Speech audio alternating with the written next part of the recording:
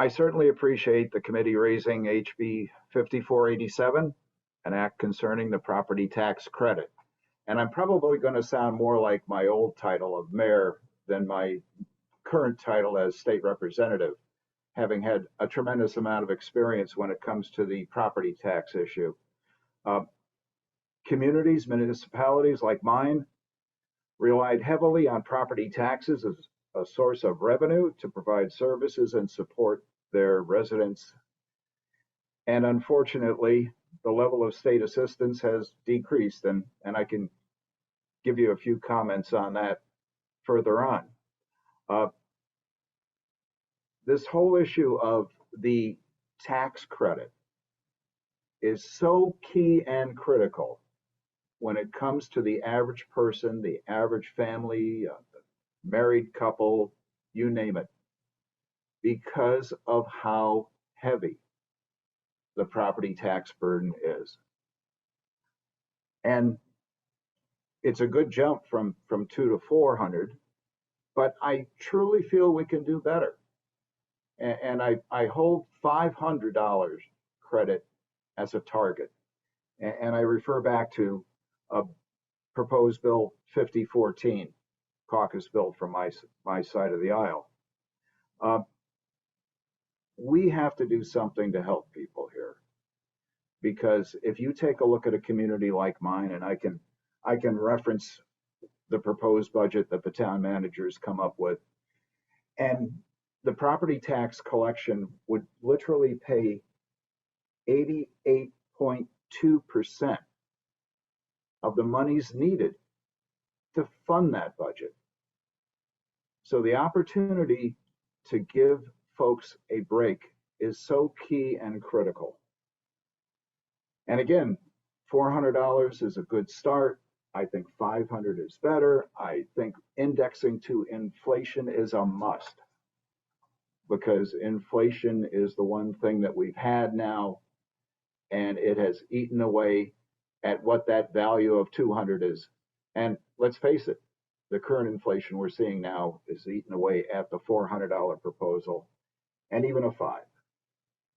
Along with visiting the eligibility restrictions that are going forward, because many families would see a substantial reduction with 2 people working, a reduction based on that $80,000 ceiling, and then for every $20,000 above that, a roughly 15% reduction there in what it would be. So that's a basis that I'm coming from, and I would be more than welcome to answer a few questions and relay some information pertaining to how municipalities are dealing with this whole issue. Good to see you, Representative. So speaking as a former mayor, obviously you have some insight into the property tax issue, and you touched on this, but in terms of how this would benefit your local residents, do you want to discuss a little bit more about how you see that playing out? Certainly. You know, in preparation for speaking today about this issue, I pulled out some old budget books I had around. I served on the town council since 1995 and left in 2017, just before the start of the session. And I'd like to go over some numbers with you that I think really brings this in focus. And I'll start with 2013.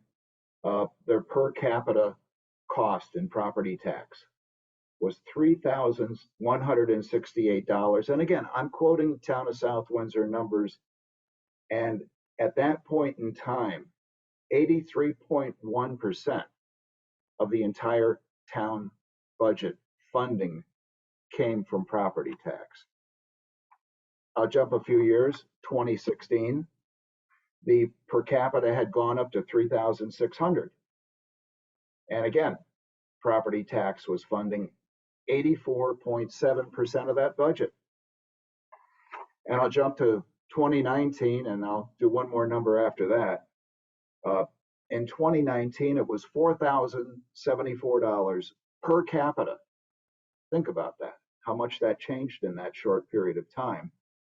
And the burden, 85.9%.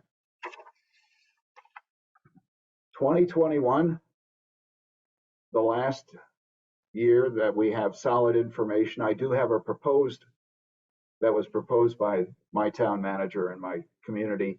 But in 2021, $4,279 per capita, and the burden there was 86.1% of the monies needed to operate the town coming from property tax.